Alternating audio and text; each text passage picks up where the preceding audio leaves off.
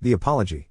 By Xenophon. Translation by H. G. Dackins. From Gutenberg.org. Xenophon the Athenian was born 431 BC. He was a pupil of Socrates. He marched with the Spartans, and was exiled from Athens. Sparta gave him land and property in Sicily, where he lived for many years before having to move once more, to settle in Corinth. He died in 354 BC. The Apology describes Socrates' state of mind at his trial and execution, and especially his view that it was better to die before senility set in than to escape execution by humbling himself before an unjust persecution. Xenophon was away at the time, involved in the events of the March of the 10,000. The Apology of Socrates. Among the reminiscences of Socrates, none, as it seems to me, is more deserving of record than the counsel he took with himself, not only with regard to his defense, but also as to the ending of his life. Others have written on this theme, and all without exception have touched upon the lofty style of the philosopher, which may be taken as a proof that the language used by Socrates was really of that type. But none of these writers has brought out clearly the fact that Socrates had come to regard death as for himself preferable to life, and consequently there is just a suspicion of foolhardiness in the arrogancy of his address. We have, however, from the lips of one of his intimate acquaintances, Hermogenes, the son of Hipponicus, an account of him which shows the high demeanor in question to have been altogether in keeping with the master's rational purpose. Hermogenes says that, seeing Socrates discoursing on every topic rather than that of his impending trial, he roundly put it to him whether he ought not to be debating the line of his defense, to which Socrates in the first instance answered, "What, do I not seem to you to have spent my whole life in meditating my defense?" And when Hermogenes asked him, "How?" he added, "By a lifelong persistence in doing nothing wrong, and that I take to be the finest practice for his defense which a man could devise." Presently reverting to the topic, Hermogenes demanded, "Do you not see, Socrates, how often Athenian juries are constrained by arguments to put quite innocent people to death, and not less often to acquit the guilty, either through some touch of pity excited by the pleadings, or that the defendant had skill to turn some charming phrase?" Thus appealed to, Socrates replied, "Nay, solemnly I tell you, twice already I have essayed to consider my defense, and twice the divinity hinders me." And to the remark of Hermogenes, "That is strange." He answered again, "Strange, do you call it, that to God it should seem better for me to die at once? Do you not know that up to this moment I will not concede to any man to have lived a better life than I have, since what can exceed the pleasure, which has been mine, of knowing that my whole life has been spent holily and justly? And indeed this verdict of self-approval I found re-echoed in the opinion which my friends and intimates have formed concerning me. And now if my age is still to be prolonged, I know that I cannot escape paying the penalty of old age, in increasing dimness of sight and dullness of hearing. I shall find myself slower to learn new lessons, and apter to forget the lessons I have learnt. And if to these be added the consciousness of failing powers, the sting of self-reproach, what prospect have I of any further joy in living? It may be, you know," he added, "that God out of his great kindness is intervening in my behalf to suffer me to close my life in the ripeness of age, and by the gentlest of deaths. For if at this time sentence of death be passed upon me, it is plain I shall be allowed to meet an end which, in the opinion of those who have studied the matter, is not only the easiest in itself, but one which will cause the least trouble to one's friends. 15 While engendering the deepest longing for the departed. For of necessity he will only be thought of with regret and longing who leaves nothing behind unseemly or discomfortable to haunt the imagination of those beside him, but, sound of body, and his soul still capable of friendly repose, fades tranquilly away.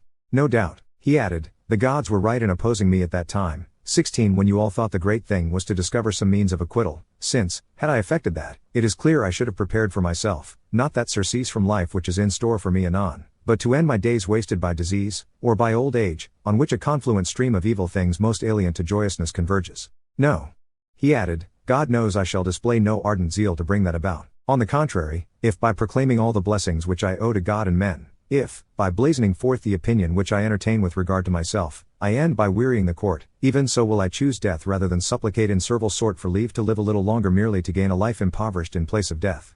It was in this determination, Hermogenes states, that, when the prosecution accused him of not recognizing the gods recognized by the state, but introducing novel divinities and corrupting the young, Socrates stepped forward and said, "In the first place, sirs, I am at a loss to imagine on what ground Meletus asserts that I do not recognize the gods which are recognized by the state, since, as far as sacrificing goes, the rest of the world who have chanced to be present have been in the habit of seeing me so engaged at common festivals, and on the public altars, and so might Meletus himself, if he had wished. And as to novel divinities, how, pray, am I supposed to introduce them by stating that I have a voice from God which clearly signifies to me what I ought to do? Why, what else do those who make use of the cries of birds or utterances of men draw their conclusions from if not from voices? Who will deny that the thunder has a voice and is a very mighty omen? And the priestess on her tripod at Pytho, does not she also proclaim by voice the messages from the God? The God, at any rate, has foreknowledge, and premonishes those whom he will of what is about to be. That is a thing which all the world believes and asserts even as I do. Only, when they describe these premonitions under the name of birds and utterances, tokens and soothsayers, I speak of a divinity, and in using that designation I claim to speak at once more exactly and more reverentially than they do who ascribe the power of the gods to birds, and that I am not lying against the Godhead. I have this as a proof. Although I have reported to numbers of friends the counsels of heaven,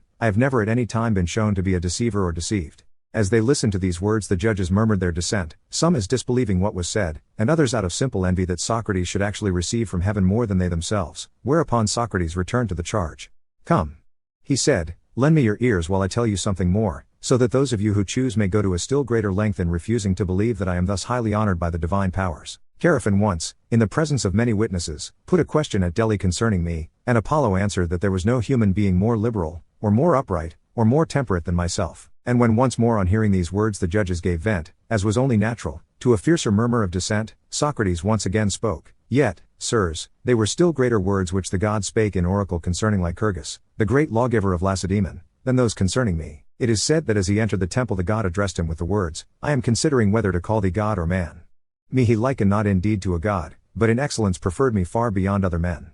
Still I would not have you accept this even on the faith of the god too rashly, rather I would have you investigate, point by point, what the god has said. I ask you, is there anyone else, you know of, less enslaved than myself to the appetites of the body? Can you name another man of more independent spirit than myself, seeing that I accept from no one either gifts or pay? Whom have you any right to believe to be more just than one so suited with what he has, that the things of others excite no craving in him? Whom would one reasonably deem wise, rather than such a one as myself, who, from the moment I began to understand things spoken, have never omitted to inquire into and learn every good thing in my power, and that I labored not in vain? What more conclusive evidence than the fact that so many of my fellow citizens who make virtue their pursuit, and many strangers also, choose my society in preference to that of others? And how are we to explain the fact that though all know well enough that I am wholly unable to repay them in money, so many are eager to present me with some gift? And what do you make of this? While no one dreams of dunning me for benefits conferred, hosts of people acknowledge debts of gratitude to myself. And what of this, that during the siege, while others were pitying themselves I lived in no greater straits than when the city was at the height of her prosperity? And of this, that while others provide themselves with delicacies of the market at great cost, mine are the dainties of the soul more sweet than theirs, procured without expense? If in all I have said about myself no one can convict me of lying, is it not obvious that the praise I get from gods and men is justly earned? And yet in spite of all, Meletus, you will have it that by such habits I corrupt the young. We know, I fancy, what such corrupting influences are, and perhaps you will tell us if you know of any one who, under my influence, has been changed from a religious into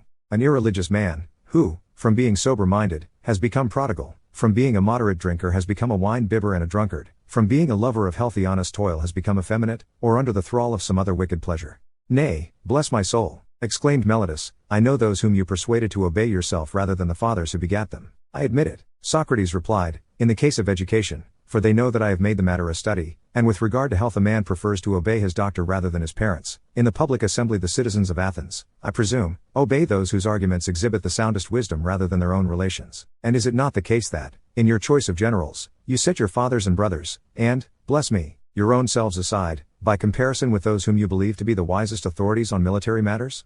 No doubt, Socrates, replied Meletus, because it is expedient and customary so to do. Well then, rejoined Socrates, does it not strike even you, Meletus, as wonderful when in all ordinary concerns the best people should obtain, I do not say only an equal share, but an exclusive preference, but in my case, simply because I am selected by certain people as an adept in respect of the greatest treasure men possess, education, I am on that account to be prosecuted by you, sir, on the capital charge? Much more than this, it stands to reason, was urged, whether by himself or by the friends who advocated his cause. But my object has not been to mention everything that arose out of the suit. It suffices me to have shown on the one hand that Socrates, beyond everything, desired not to display impiety to heaven, and injustice to men, and on the other, that escape from death was not a thing, in his opinion, to be clamored for importunately. On the contrary, he believed that the time was already come for him to die. That such was the conclusion to which he had come was made still more evident later when the case had been decided against him. In the first place, when called upon to suggest a counter penalty, he would neither do so himself nor suffer his friends to do so for him, but went so far as to say that to propose a counter penalty was like a confession of guilt. And afterwards, when his companions wished to steal him out of prison, he would not follow their lead, but would seem to have treated the idea as a jest, by asking whether they happened to know of some place outside Attica where death was forbidden to set foot. When the trial drew to an end, we are told, the master said, Sirs, those who instructed the witnesses that they ought to perjure themselves and bear false witness against me, alike with those who listened to their instruction, must be conscious to themselves of a deep impiety and injustice. But for myself, what reason have I at the present time to hold my head less high than I did before sentence was passed against me, if I have not been convicted of having done any of those things whereof my accusers accused me? It has not been proved against me that I have sacrificed to novel divinities in place of Zeus and Hera and the gods who form their company. I have not taken oath by any other gods, nor named their name.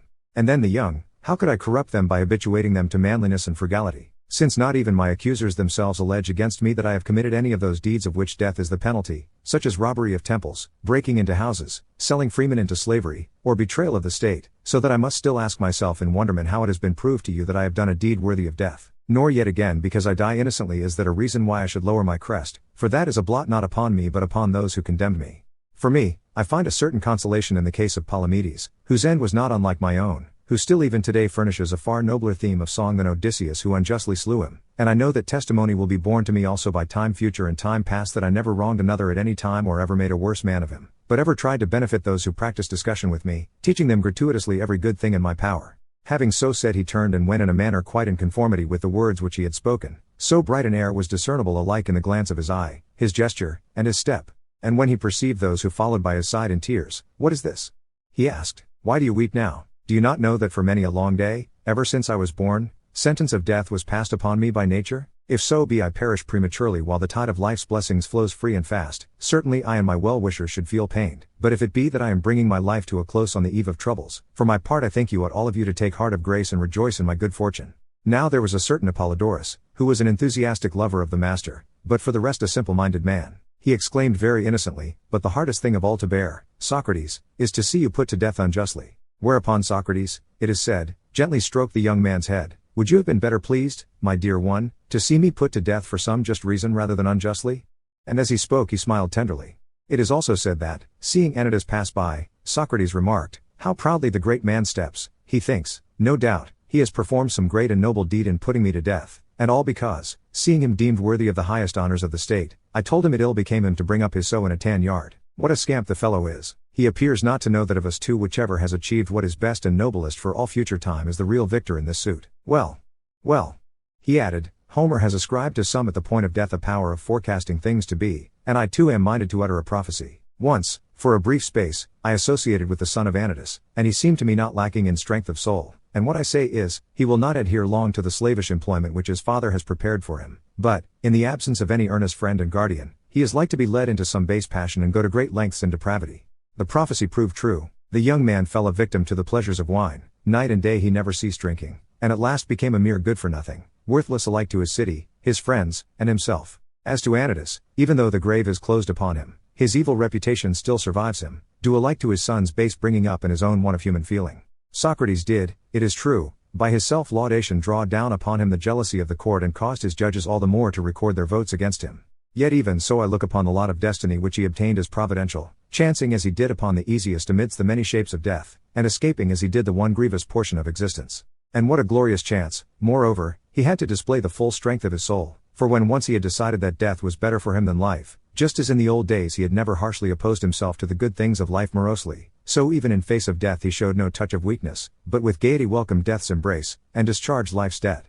For myself indeed, as I lay to mind the wisdom of the man and his nobility, I can neither forget him nor, remembering him, forbear to praise him. But if any of those who make virtue their pursuit have ever met a more helpful friend than Socrates, I tender such an one my congratulations as a most enviable man.